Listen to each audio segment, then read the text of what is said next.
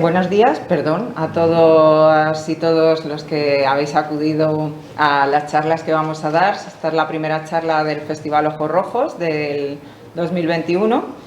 Estamos con Irelenes. Os voy a dar un pequeño apunte sobre esta autora que tiene su trabajo en Calambert. Se llama Archipiélagos y es un trabajo que ha realizado sobre las minorías étnicas de Lituania. Ella trabaja sobre todo el nuevo documentalismo, es socióloga de profesión. De hecho, me estaba comentando ahora que empieza un proyecto, que va a tener que aparcar la fotografía durante un tiempo porque empieza un proyecto de sociología. Casi todos sus proyectos fotográficos giran en torno a lo social y, bueno, es una de las grandes autoras que tenemos ahora mismo en España.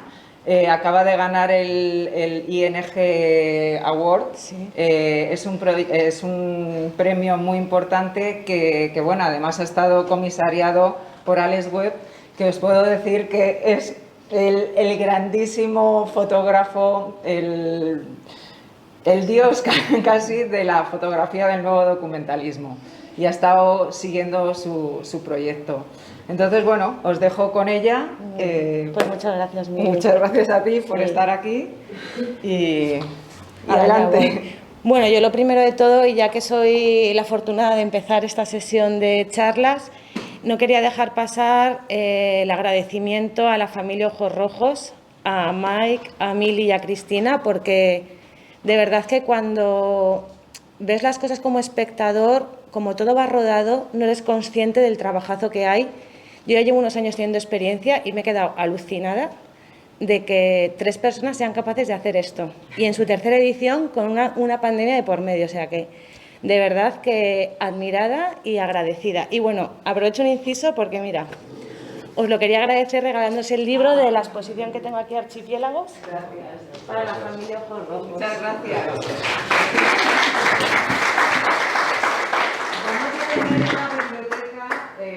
De Ojos Rojos, y vamos a intentar que esté disponible para que todo el mundo, porque nos vais en casi todas las autores trayendo vuestros trabajos y nos encantaría, bueno, que poderlo compartir también, igual que compartimos las exposiciones.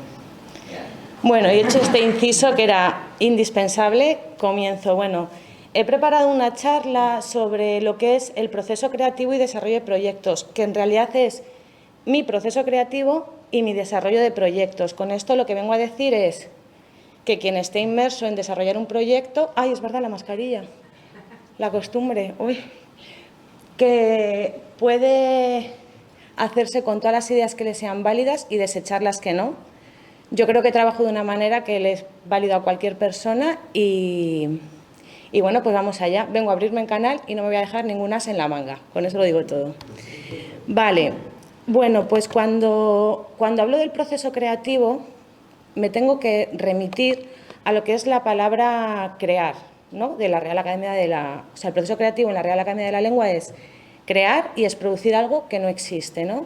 Entonces, yo todo esto, claro, yo empecé trabajando, pues como cuando eres ignorante, eres muy osado, tú empiezas a hacer, y luego llega un momento de reflexión, dices, vale, ¿cómo he llegado a esto? Porque no es fortuito, ¿no? Es una manera de trabajar y entonces es como lo he ido esquematizando. Entonces, claro, dices, vale, ¿cómo produces algo que no existe? ¿Por dónde empiezas, no? Entonces, es de ahí donde viene cómo surge la idea y de dónde viene la inspiración. En mi caso, y me imagino que en gran parte de la población, todo viene de lo que leo, de lo que veo, de lo que escucho, a quien escucho, lo que sueño, incluso también qué soy, ¿no? Entonces, como os ha dicho antes Mili, yo empecé con la fotografía realmente hace poquito, en el 2012-2013. Yo toda mi vida la había invertido en ser una universitaria de socióloga, me había dedicado a la sociología, y todo esto viene porque, claro, qué he leído, qué es lo que he escuchado, quién soy, al final es una manera que ha impregnado todo mi trabajo de nuevo documental, que es lo que trabajo yo, ¿no? Me imagino que si lo extrapolamos a cada caso de los que hay aquí en la sala, pues ahí podréis ir enlazando, ¿no?, el quién soy, qué es lo que veo, qué es lo que escucho, y hacer el esfuerzo de ver qué fotografía hacéis, porque seguro que tiene muchísimo que ver. Lo que pasa que son sentimientos tan íntimos o tan cotidianos que muchas veces no somos conscientes. Y pararte a reflexionar eso es lo que hace que luego tu proyecto tenga mucho más solidez, ¿no?, y más validez a la hora de defenderlo, del demostrarlo, en fin. Vale, se me presenta, ya sabemos, bueno, cómo se empieza a crear, de dónde viene la inspiración, pero lo más importante y fundamental para mí es estos 4 puntos. Es la emoción, es sentir pasión, es tener un compromiso y sobre todo una tolerancia a la frustración. En mi caso, los proyectos que yo trabajo tienen una media de desarrollo de unos 2 años. Yo creo que esto no es casual ni que yo sea lenta. Mi experiencia es que hacer una foto, estamos acostumbrados, vivimos en una sociedad de la inmediatez. Tú haces una foto, juntas 4, ya sabes cómo se hace un proyecto, ya tengo un proyecto. No. Las cosas hay que madurarlas, hay que reflexionarlas. Entonces, esos 2 años más o menos que me lleva a hacer un proyecto, por lo general, si yo no siento una emoción, si yo no siento una pasión, no voy a adquirir un compromiso. Si yo no adquiero un compromiso, lo más seguro es que al cabo del tiempo termine abandonando el proyecto. Una vez, vale. 2, bueno. Si se convierte en mi dinámica, pues es como todo, pues al final vas a sentir que no te gusta, vas a abandonarlo y es una pena porque la fotografía es pues un arte precioso y bello donde los haya. Sobre todo cuando hablo de tolerancia a la frustración, aquí tendría algo que ver, ¿no? Pues el no frustrarte no por abandonar, porque ya hemos adquirido el compromiso. Cuando hablo de la tolerancia a la frustración es porque, en mi caso, desde que me propongo hacer un proyecto hasta que lo termino, entre medias, han sucedido, o sea, de lo que yo quería a lo que yo he conseguido hay un abismo. Como yo lo quiero hacer y como yo lo puedo hacer, porque no depende de mí, hay otro abismo. Entonces, si yo no cuento con que va a haber esas incidencias, lo que me va a generar es que esa frustración que se me genera, porque soy humana, si no aprendo a tolerarla, pues me va a volver a pasar lo mismo, que es abandonar el proyecto. Y volvemos a lo mismo, es una pena, ¿no? Si algo te genera emoción y pasión, tener que estar preparado también para esto, para poder frustrarte y no pasa nada porque es un sentimiento humano. Vale, entonces, la ponencia esta que he preparado, que es sobre mi proceso creativo, el ejemplo transversal que voy a ir metiendo es mi trabajo Archipiélagos, que es el que tengo expuesto aquí en Javia dentro del Festival Ojos Rojos. Entonces voy a ir poniéndose ejemplos, ¿no?, de todos los pasos que os voy contando. Cuando hablamos de cómo se crea, cómo se genera una idea, pues en mi caso, yo estudié sociología porque a mí me apasionaba lo que es la sociedad, no el individuo como partícula, como algo único, sino el individuo es un ser que vive en sociedad, es un ser social. Entonces, yo lo veo como masas, como si fuera una propia vida, la propia sociedad. Y me apasionaba cómo en cada parte del planeta, aunque todos somos humanos con boca, manos, pies, todos iguales, la cultura, la historia, el medio ambiente, el lugar donde vives, al final es lo que a mí me apasionaba. Y en concreto, me vengo aquí, a ese circulito, lo que a mí me mueve esa emoción y esa pasión y esas ganas de empezar un proyecto que sé que me va a llevar mucho tiempo, que me voy a frustrar, que voy a llorar, que voy a reír, que voy a sudar, que me voy a gastar mis dineros, porque a mí nadie me lo financio yo misma. Vienen en estos 3 pequeños países del globo terráqueo. No es casualidad. A mí siempre me había interesado lo que era la sociedad postsoviética. En general me había interesado todo lo que tiene que ver con el mundo soviético, ¿no? Era no tanto por la política o la economía, sino lo que era la sociedad, ¿no? El cómo un régimen nunca antes visto había sido capaz de estructurar un orden social. Entonces, a raíz de estudiar un máster, que luego había que hacer unas prácticas, terminé viviendo en Lituania, que obviamente no fue fortuito, era el único país de destino que había sido una república soviética. Y me fui a ese rinconcito que está muy cerca, pero que son muy distintos a nosotros, a trabajar. Entonces, os he puesto esta imagen, que es un proyecto aparte que hice, para que, bueno, pues para que vayáis un poquito viendo qué es lo que me interesa a mí, ¿no? En Lituania, a mí lo que me interesaba de Lituania era Como os he dicho, que era una sociedad exsoviética. Cuando yo me trasladé allí, mi sorpresa fue que no daba la sensación de que era una república soviética. Se abandonó la idea, pasé el año, lo disfruté mucho, hice muy buenos amigos y yo constantemente iba viajando a Lituania para ver a mis amigos y porque era un país que me interesaba. Hasta en una ocasión que di con el barrio donde está ubicada la exposición, que si no la habéis visto os invito a que vayáis, y ahí fue donde empezó a germinarse todo. Entonces, ya que os he contado un poquito de dónde viene, con ejemplos propios, una inspiración, un compromiso, una pasión, para que vosotros lo podáis extrapolar a vuestros casos en concreto, ahora ya pasamos a algo general, que yo creo que esta estructura se puede trasladar a cualquier proyecto, incluso cambiando alguna palabrilla a cualquier acto cotidiano de la vida. Entonces, hemos hablado de la idea ya. Y ahora, en mi caso, vuelvo a repetir que es mi caso, que yo me imagino que se puede extrapolar a todos, pero bueno, es mi caso. Para mí el siguiente paso fundamental es la documentación, ¿vale? Cuando a mí me interesa un tema, como lo trabajo, yo realmente me nutro de la sociología, pero me expreso como fotógrafa. Entonces, para mí es fundamental documentarme. Yo no voy a hablar de algo que yo me he inventado o que voy a intentar con mi fotografía ser poeta, como compañeras que tienen trabajos aquí preciosos. Yo soy socióloga y me expreso en fotografía, entonces para yo poder tener un trabajo sólido, primero tengo que hacer una investigación previa, quiero estudiar, no pretendo con mis trabajos expresar una verdad absoluta, porque las verdades absolutas no existen, lo que existen son los hechos, pero sí que intento ser lo más verídica posible. Entonces, pues recurro a documentación.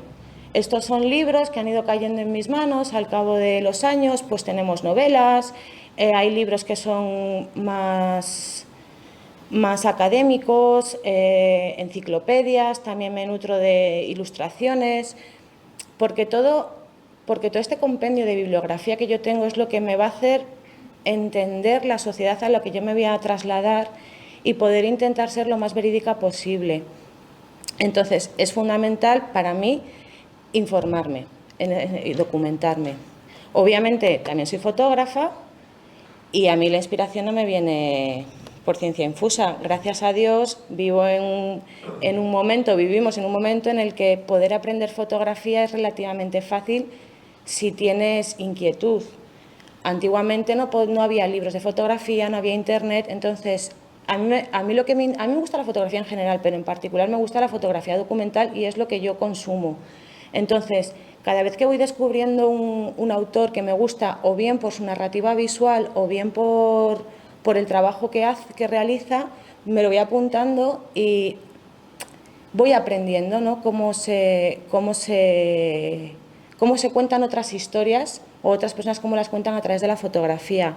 También es fundamental porque cuando yo he sentido una inspiración, una pasión, un compromiso, lo primero que hago también es ver si se ha realizado previamente, porque hoy en día hay muchísimos fotógrafos y se trabaja muchísimo los temas. Entonces, primero que hago es ver si se ha trabajado, porque si se ha trabajado previamente y de manera brillante, ¿qué voy a aportar yo?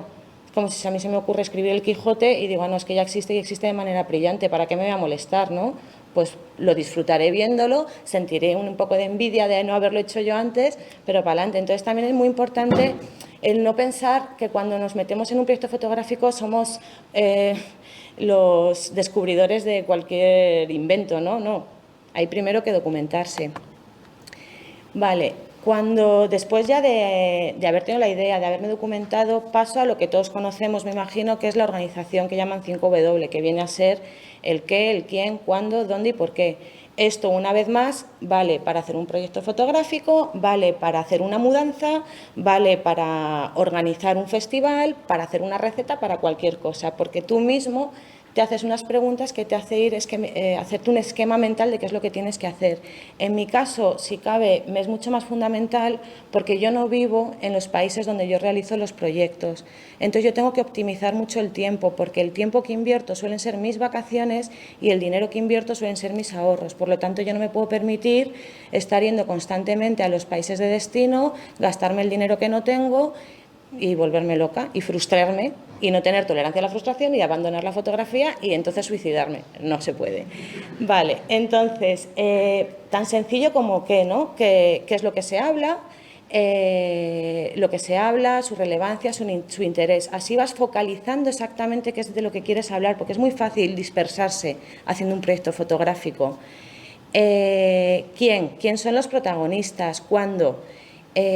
Conocer y situarnos en el tiempo. No es lo mismo si estás hablando de algo que viene de tiempo pasado y tienes que tirar de archivo fotográfico, o es algo futurista que te estás imaginando y tu imaginación puede volar, si estás en el presente y tienes que estar en un sitio en concreto a una hora porque va a haber una noticia. El dónde, obviamente, el lugar, ¿no?, donde te tienes que trasladar, y sobre todo el por qué. Bueno, sobre todo no quiero, todo tiene la misma importancia. Y el por qué, ¿no? ¿Qué explicación tiene todo esto? Entonces, yo todo esto lo termino traduciendo en cositas así, que puede ser un jaleo para vosotros, pero a mí me sirve. Esto es un ejemplo de esquema del siguiente trabajo que hice después de Archipiélagos, que es el que está aquí expuesto, que se llama Aliens. Mi forma de trabajar es, me pongo en el centro del papel la idea principal que quiero trabajar, y de ahí voy sacando patitas, porque obviamente es un tema complejo y lo voy a desarrollar mediante un proyecto que son varias fotos. Entonces, ¿qué patitas van saliendo? ¿Cuáles son todos los palos que yo tengo que tocar para poder hacer una comprensión global del tema? Eso por un lado. Por el otro lado, pues me voy apuntando. Claro, yo antes de ir a terreno estoy en mi casa estudiando, entonces me van surgiendo ideas en mi imaginario y yo me las voy apuntando aquí abajo. Bueno, pues sé que estoy trabajando en fronteras invisibles, sé que el rojo es un color que tiene que versar a lo largo de todo el trabajo. Son ideas que me voy haciendo de manera que cuando yo vaya ya, aunque obviamente no voy a encontrar eso, pero por lo menos me va ayudando a saber qué es lo que quiero hacer y centrarme en las 2-3 semanas que voy a estar trabajando allí. Y luego, por otro lado, preguntas que me van surgiendo y que quiero que alguien me las resuelva. Esto es un ejemplo, pero cada maestrillo tiene su librillo. Yo os pongo el mío por si os sirve de inspiración, y si no, pues nada, lo borráis de vuestra mente y fuera. Obviamente, bueno, voy a ver, perdón. Vale, ya nos hemos organizado y nos vamos a desplazar a terreno donde tengamos que hacer el proyecto. En mi caso, como a mí me ha funcionado, yo ya me voy con una planificación de entrevistas que quiero hacer. Como el trabajo en su mayoría no depende de mí, sino que de terceras personas que me brinden su tiempo para estar charlando conmigo y yo poder entender, fotografiarles, etcétera, etcétera, yo también sé que hay tiempos muertos. Los años de experiencia a mí lo que me ha aportado es que en esos tiempos muertos puedes sacar maravillas. Cuando yo no estoy con una persona que es protagonista de mi trabajo, lo que hago es, me pierdo por la ciudad, por el pueblo, por el lugar en el que esté, y voy interpretando el tema a mi manera, voy encontrando paisajes, voy encontrando detalles, incluso puede que conozca gente que antes no había conocido y no estaba en mi planning. Por ejemplo, la última vez que fui para hacer el siguiente trabajo, que es el de Aliens, el que habéis visto el esquema ese, yo tenía ya una planificación de entrevistas y resulta que me alojé en un Airbnb, que la chica empezamos a hablar, era una de esas aliens, su novio también, el novio la exmujer, y de repente me vi que toda mi planificación había aumentado, otras habían caído, y por eso hablo de la improvisación. Está muy bien tener una planificación, yo soy súper cuadriculada, entonces está muy bien tener una planificación, pero tienes que saber optimizar el tiempo, los tiempos muertos, y sobre todo aprender a improvisar. Y como ya venimos interiorizando que pues sabemos tolerar la frustración, pues todo más o menos sale rodado, con algún llanto de por medio, pero nada que no se pueda solucionar. Eso es cuando trabajo en terreno. Y ya cuando regreso, bueno, vale, se me olvida esto. Cuando yo me voy a trabajar a terreno, siempre llevo cuadernitos donde yo me voy anotando todo, y luego esos cuadernitos los guardo con mucho cuidado, porque es de donde, para mí, las fotografías que yo hago luego es muy importante documentarlas. Entonces aquí tengo toda la información que necesito. En ocasiones lo he grabado, pero a mí lo que me funciona es el cuaderno, porque luego ya sé yo en qué hoja está cada entrevista, datos que tengo, ellos escriben también. Entonces a mí esto es una idea que me parece, bueno, no mucha gente lo utiliza, pero a mí me parece fundamental en mi proceso. Obviamente luego ya viene lo que es la postproducción, pues ya vuelves, ¿no? Y entonces pues empiezas con el revelado, la edición. En mi caso, lo que os he comentado antes, los textos y los pies de fotos es muy importante. hay otro tipo de fotografías en los que las fotos no necesitan ir acompañadas de textos, pero el que no vayan acompañadas de textos no significa que el autor no necesite escribirlo y reflexionarlo para saber qué están contando sus fotos. Hay que diferenciar entre lo que tú enseñas y lo que tú trabajas, ¿no? Entonces yo creo que eso es bastante importante. Luego, en mi caso, está la búsqueda de material que sume, porque estamos, bueno, últimamente veo mucha fotografía en la que veo que hay mucho continente y poco contenido. Entonces, ese continente que no suma, desde mi humilde opinión, que opiniones todas las que hay, no puedes llenar un trabajo de mapas, de textos, de grafitis, de cosas, de cubiertas, si eso no tiene un sentido. ¿Por qué? Porque al final estás desprestigiando tu trabajo. Por eso digo, recalco lo de que sume, ¿no? En mi caso tiro de archivo fotográfico porque estoy hablando de algo actual pero que viene del pasado. Entonces creo que es una forma de poder entender el presente. Y luego el título. El título es fundamental. Cualquier proyecto que trabajéis. No puedes haber invertido tu cerebro en tener una inspiración, tu compromiso, tu corazón, porque me he comprometido, tu dinero, tu tiempo, tu esfuerzo, tu equipo, tu todo, y luego llamarlo como buenamente puedes, porque al final es la carta de presentación. Un título tiene que ir acorde con el trabajo que estás realizando. No puede ser ni banal ni pretencioso. Para mí es una de las partes más complicadas de un trabajo, en conseguir un buen título que de manera breve, concisa, o a veces no tiene por qué ser breve, o a veces puede ser un título largo, pero que tenga un porqué, que lo penséis. No me vale pues le pongo así y ya está. No.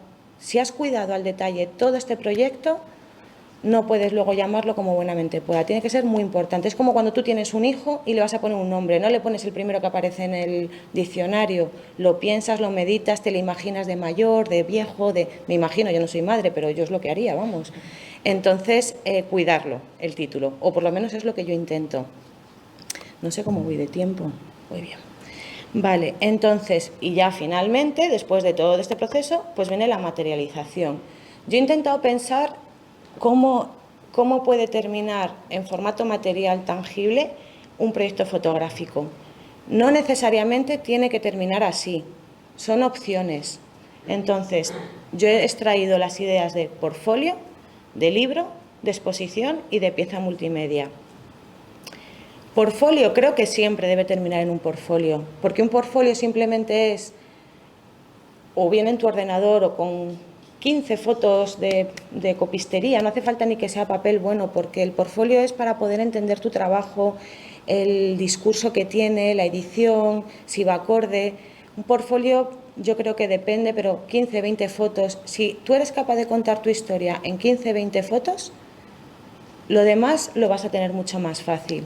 Entonces yo creo que cuando terminamos un proyecto siempre es fundamental hacer un pequeño portfolio, más que nada porque ya que lo tienes hecho, oye, pues compártelo con la gente que seguro que lo agradece. Pues la manera de compartirlo pues es un pequeño portfolio, si vas a un visionado, si vas a aplicar a un concurso, si lo que sea, siempre viene bien. El portfolio siempre hay que pensarlo. Si luego resulta que tienes suerte y te publican un libro, pues oye, genial. Lo mismo con una exposición o una pieza multimedia. Recalco, no necesariamente tiene que terminar tu proyecto en uno de estos formatos. Es opcional, pero bueno, son los que hay. Vale, entonces, después de que hemos visto todo este proceso, porque yo ya termino aquí, ¿vale? Aquí, después de esto, yo ya empezaría a aplicar a concursos, a becas, a llamar a puertas, porque pues hombre, gastarte tus ahorros está bien, pero reponer, ¿no? Pues también está muy bien. Y oye, ya que has estado 2 años trabajando, pues ¿por qué no intentarlo? De hecho, gran parte de mis proyectos los he conseguido gracias a financiación de becas y de concursos. El inicio me lo pago yo, pero cuando ya tengo un material con el que arrancar es complicado y es un trabajo aparte. Yo tengo un cuaderno en mi casa de un listado de becas y premios a los que es un trabajo más que tengo. Yo por la tarde es a lo que me dedico varios días de la semana. Pero bueno, el que algo quiere, pues algo le cuesta. Y ya con esto pues terminaría lo que es mi proceso creativo y cómo yo desarrollo proyectos. Entonces ahora lo voy a extrapolar a esta imagen, que esto es el resultado de todos estos años que yo he ido trabajando en el Báltico desde el 2016. Esto es un resumen, bueno, estos son los 3 países bálticos. Lituania abajo, Letonia en medio y arriba Estonia.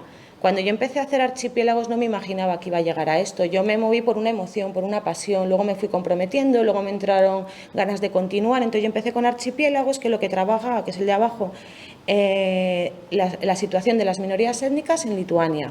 Cuando terminé dije, pues como Forrest Gump cuando empieza a correr y dice, ¿y ahora qué? Pues igual a la siguiente costa de Estados Unidos, ¿no? Pues yo digo, bueno, ¿y ahora qué? Pues continúo. Y empecé con el proyecto Aliens, que trata la situación de las minorías étnicas en Letonia. Y cuando terminé Aliens dije, pues ¿por qué no? Me voy a Estonia y empiezo con el proyecto que se titulará Avis, digo se titulará porque está en la segunda proceso que habéis visto de documentación, en ese proceso me hallo. En teoría me tenía que haber ido este año, pero con el confinamiento, la pandemia, las mascarillas, digo, mirad, tolerancia a la frustración, voy a esperar.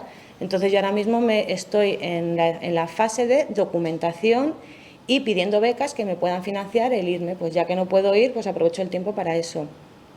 Cuando yo empecé no pensaba que iba a conseguir todo esto. Esto al final ha ido dando forma a lo largo de los años y de no trabajar de forma compulsiva, sino parar y reflexionar qué es lo que estoy haciendo. Entonces ahora os he preparado unas poquitas fotos del proyecto Archipiélagos y luego os voy a enseñar uno de los formatos en los que ha terminado materializándose. Como os decía, os lo voy a explicar así muy brevemente porque no sé si me va a dar tiempo. Cuando yo me fui a Lituania a vivir, que os comentaba, me sorprendió muchísimo que ahí no había resquicios soviéticos, no se hablaba en ruso, no había estatuas, no había nada. Entonces, bueno, pues pensé que me había equivocado, que bueno, la historia no es como yo pensaba y ahí lo dejé estar. El caso es que después de, creo que habían pasado 10 años, yo siempre que iba me alojaba en el centro, pues en este caso me alojé en casa de una amiga que vive en este barrio, en Aullo y Vilnia. Y ese año, que solo había ido de vacaciones, me empecé a dar cuenta que en este barrio escucho hablar en ruso, que hay una arquitectura soviética. Y yo ese año sé que algo sucede, pero no sé el qué, no sé ni cómo preguntar. Y yo pensaba que lo que había visto era un modelo de integración, ¿no? Porque en Lituania son un poco antirrusos. O sea, todo lo que tenga que ver con su pasado soviético lo huyen y lo odian. Entonces, se vincula con el ruso, por lo tanto hay una especie de rusofobia. Por lo tanto, hacia las minorías étnicas, que son las que hablan en ruso. Entonces, como aquí todo el mundo, las minorías étnicas vivían en armonía, yo decía, ay, pues mira, esto es un modelo de integración que, ¿por qué no se puede extraer como ejemplo para España, que tantos problemas tenemos de convivencia con las minorías étnicas y mira aquí qué bien viven? Pues no, de lo que yo pensaba, lo que era, no tenía nada que ver. Realmente no es un modelo de integración, realmente es lo que en sociología llamamos un gueto voluntario. Es el efecto llamada, se han ido juntando minorías étnicas al cabo de los años porque con el igual, te juntas al igual y por eso viven en armonía, porque son minorías étnicas, pero el resto de Lituania no se le ocurrirá a este barrio porque piensa que es peligroso, que no es peligroso, que es el miedo a lo desconocido. Entonces, a mí este barrio me sirvió para, a través de este barrio, hablar de la situación de las minorías étnicas. Entonces, mi forma de trabajar, como es el nuevo documentalismo, hay como varias patitas en mi cabeza, que está el paisaje, porque es una manera de hacerle ver al espectador dónde se ubica, hacerse una idea, ¿no? Las personas, que son fundamentales, los retratos, porque son ejemplos claros, no es un actor, esta es una persona, esta es de minoría étnica, te puedes hacer una idea de quién estás hablando. En este caso es Wanda, y Wanda es ruso-polaca, ucraniana o algo así. Para mi mentalidad española yo no lo entendía, ¿no? ¿Cómo puede ser si no has nacido en ninguno de estos países? Entonces esto fue una de las primeras preguntas que me empecé a hacer. Cuando yo fui a recoger respuestas me vine con más preguntas y esta es una de ellas. Entonces al final lo que entendí fue que en la época soviética de la manera que tú te autodeterminabas era con tu etnia, porque las nacionalidades no tenían importancia, era Unión Soviética y punto. Cuando se desintegra la Unión Soviética empieza a tener importancia la nacionalidad para autodeterminarte. Y esa gente que no se podía autodeterminar mediante la nacionalidad porque en su día no habían nacido allí, porque no se sentían de allí, porque la educación que habían tenido no era de allí, se identificaban con la etnia. Entonces queda como muy difuso y ellos mismos no se pueden definir al final. Entonces ya a raíz de preguntar y preguntar fue cuando me dijo que soy Tuteysi. ¿Y Tuteysi qué es Tuteysi? Tuteysi es una autodeterminación que viene a significar literalmente soy de aquí, de lo que estoy pisando, del suelo. Porque las fronteras han ido cambiando, entonces mira, pues antes era Polonia, luego Ucrania, ahora Lituania, pero yo pues soy de aquí, fin de la historia. Entonces a mí eso me hacía entender de qué estaba hablando. Me paso al principio de la charla, por eso hablo de dejar reposo, pasar años. Esta conversación la tuve en el tercer año. Si yo me llego a adelantar, venga ya, lo pongo, no, estaría hablando de algo que todavía no sé, no he podido interiorizar, no he podido saber. Ir y volver es lo que te hace, y reposar el material es lo que te hace entender de qué estás hablando. En mi caso, por lo menos. Bueno, los paisajes, el hacerte una idea de dónde estás, también es fundamental. Los tiempos muertos, pues que no me hacen caso porque ahora pues me doy una vuelta. Y al final encuentras escenas costumbristas que te pueden hacer empatizar más o entender mejor. En este caso, a través de esta fotografía, yo entendí que las minorías étnicas de Lituania, aunque tienen todos los derechos igual que los lituanos, son vistos de segunda clase. Son vistos de segunda clase, por lo tanto tienen supuestamente peor educación, menos ingresos económicos, por lo tanto siempre piensas que van a ser más delincuentes, son de segunda clase, son esos rusos de por ahí me decían. Luego, por ejemplo, aunque yo trabajo en la fotografía documental, hay temas que yo no puedo trabajar de manera explícita y tampoco me interesa. Entonces recurro a la fotografía conceptual. Si alguien ve esta foto, pues no va a pensar para nada que es una fotografía conceptual, pero lo es. Había una temática que yo quería trabajar, que era la amenaza que sienten los lituanos cuando los aviones rusos sobrevuelan espacio lituano. Hay como una tensión, ¿no? Es como paso, pero no me da tiempo a decirte nada, no me voy a meter en guerra. Es una tensión palpable que hay y por eso los lituanos también viven en terror. ¿Cómo fotografío yo eso? Que para mí es algo fundamental. De esas patitas que he ido sacando de mi tema, pues de esta manera. De esta manera yo, en mi foro interno, yo me imagino que esos aviones, esos pájaros son los aviones que están sobrevolando suelo lituano. Son recursos que vas encontrando. Y luego encuentras fotos que no te das cuenta en el momento de hacer la foto, te das cuenta cuando ya lo has estado madurando y pensando que fotográficamente no son nada espectacular, podría pasar sin pena ni gloria, pero que tiene toda la información que necesitas para que sea el icono de tu trabajo. En este caso, como os he comentado, en Lituania no hay estatuas soviéticas. Cuando cayó la Unión Soviética, se las quitaron de la noche al día y no hay ninguna. Pero en este barrio en concreto existe esta estatua en honor al trabajador, que es un concepto encima muy soviético, en su lugar de origen, no ha sido movida. Entonces, para mí esa foto era fundamental y ahora os comentaré el por qué ha sido fundamental, en qué la he utilizado. Como os he dicho, se puede materializar en formatos, que son pues exposiciones. Esta exposición ha estado, gracias a Dios o al universo o a quien sea, en distintas salas, que como estáis viendo son distintas salas. Ahí entra el ser profesional, el ser capaz de adaptar. Producir una exposición es muy caro. Entonces, tienes que ser capaz de adaptarla a cualquier sala. Eso también es una cosa que yo he ido aprendiendo. Si hay que quitar fotos, se quitan. Si hay que modificar, se modifican. Entonces, para mí eso ha sido algo fundamental. Y luego, ya para ir terminando, otra manera que se puede materializar en libro, que vuelvo a decir, no todo tiene que terminar ni en exposición ni en libro, pero oye, si tienes la oportunidad hay que aprovecharla y hay que estar preparados. Entonces, en mi caso, yo trabajo el formato libro, no porque pretenda que se publique, porque es muy difícil y laborioso, sino que a mí me sirve para yo estructurar mi trabajo. A mí me sirve, yo me hago mis propias maquetas. Entonces, cuando yo terminé Archipiélagos, lo primero que hice fue hacerme una maqueta, a ver qué tal quedaba, y esta fue la primera. De esta maqueta aprendí que primero el tamaño no me gustaba, era como una cosa así, era muy grande. Yo lo que estaba contando era una historia íntima, yo quería que la persona pudiera sentarse en su sofá y verlo tranquilamente, no tener que estar pasando páginas, no es un paisaje con el que te tienes que deleitar. Esto es una historia, pues como cuando te lees un libro. De ahí aprendí eso y aprendí que la portada no me gustaba. Sí la textura que había utilizado, no la portada. Entonces dije, vale, va a ser más algo así. Esto, como veis, es, bueno, no se ve, pero está encuadernado y todo. Con un cartón, le hice un agujero, metí la foto detrás, que es lo que decía antes. Para mí esta foto era fundamental, no como imagen que es un fotón y nada, mucho menos, no va a ganar ningún premio o está como única foto, ni mucho menos, pero recoge todo lo que de alguna manera es una foto demasiado... para mí es fundamental porque te va a contar lo que te vas a encontrar, pero no te lo está dejando al descubierto. Entonces era fundamental, pero con esta maqueta yo me di cuenta que una foto tan explícita pues no me gustaba, porque ya el trabajo de por sí es como muy clásico, ¿no? Muy explícito quizá a veces, entonces digo, no puedo ser así. Entonces lo que hice fue, dije, vale, pues lo viro al dibujo como si fuera un logo, ¿no? Y lo voy trabajando así.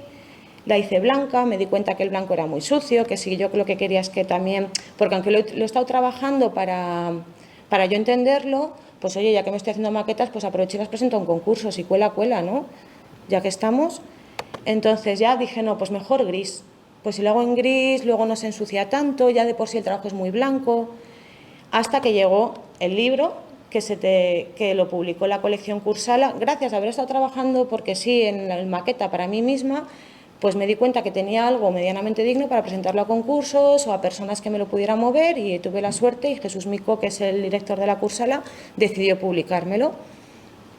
Y el libro terminó así. Aquí tenemos todos los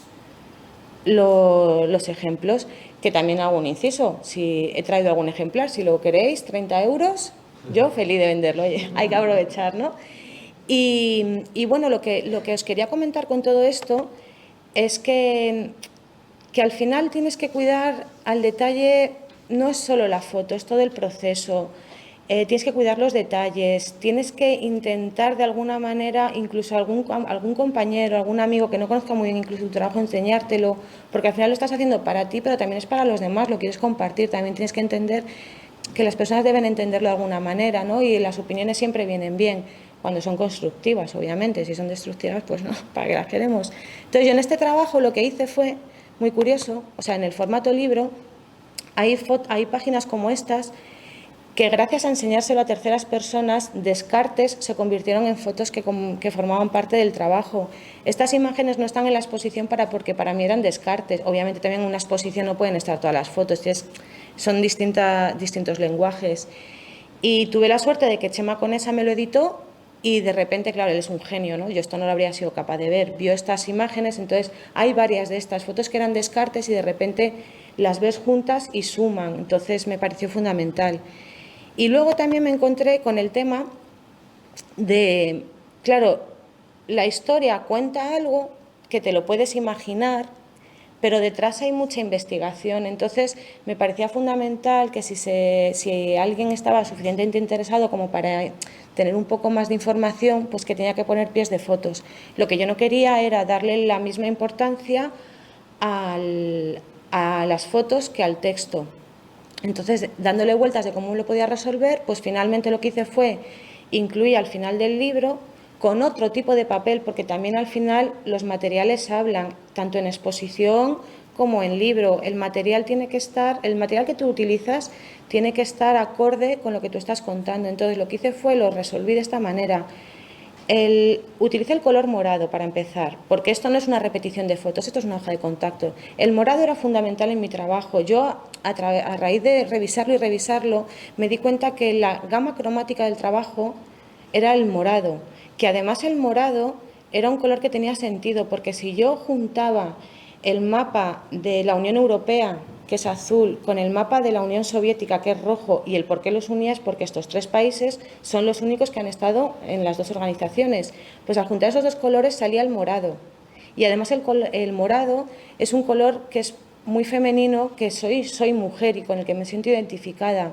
Además, el atardecer de Lituania era morado, que a mí me decían, ¿cómo haz un balance de blancos que te ha quedado? Y digo, es que no voy a hacer un balance de blancos porque es así el color que yo estoy viendo y quiero que sea así. Entonces también es por eso por lo que la portada le puse con un material que realmente es morado, pero según le dé la luz, bueno, termina siendo rosa, pero es lo que tiene. Por eso yo lo creé, la hoja de contactos, en morado. Y entonces luego va indicado todos los textos y viene todo al final, es decir, tú primero ves el libro, ves el trabajo y luego al final, si quieres, te documentas, y si no, pues pasas las páginas y ya está. Y con esto pues ya he terminado, la verdad, he sido bastante veloz, no me he pasado. Y bueno, pues espero sobre todo haber aportado algo, si no, pues nada, esperemos que de alguna manera, espero que sí, ojalá, y que muchas gracias por venir y nada, pues eso, gracias.